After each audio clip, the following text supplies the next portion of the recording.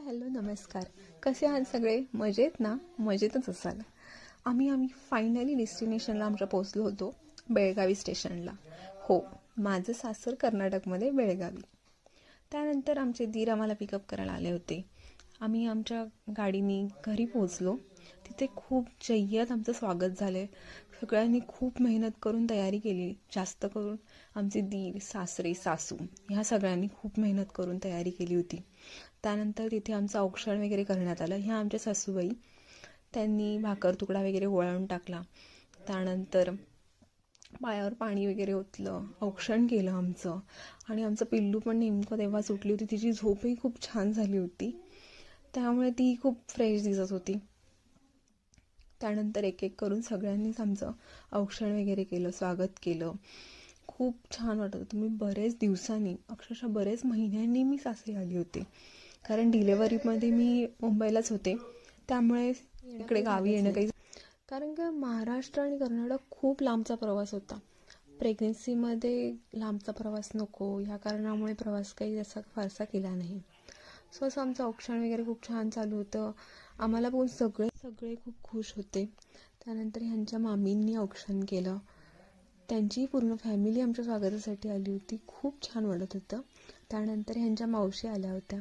त्यांनी बाळाला सोन्याची चैन घातली होती गळ्यात आणि त्यासुद्धा खूप खुश होत्या. ही माझी मम्मी, तिनेही औक्षण केलं. त्यानंतर आमच्याकडे अशी प्रथा आहे की बाळाच्या मामाने पाळणा डोक्यावर घेऊन घरात प्रवेश करायचा असतो. सो आम्ही तिथून तो व्यवस्थित पॅक वगैरे करून आणला होता. मग दारात आल्यानंतर त्याने त्याच्या डोक्यावर घेतला.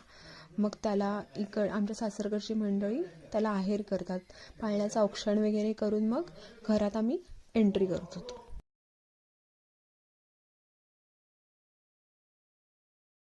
सो आम्ही घरात एंट्री करण्यासाठी रेडी होतो आणि खूप छान फुलांचं डेकोरेशन केलेलं.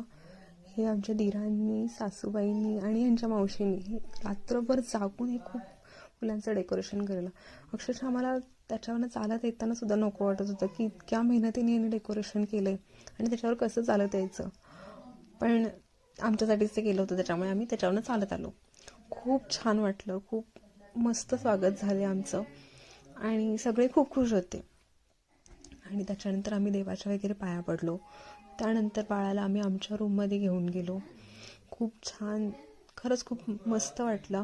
डेकोरेशनही खूप छान केलं होतं आणि आमच्या घरात मुलगीच हवी होती सगळ्यांना, त्याच्यामुळे तरी अजून खूप खुश होते की आम्हाला मुलगी झाली म्हणून.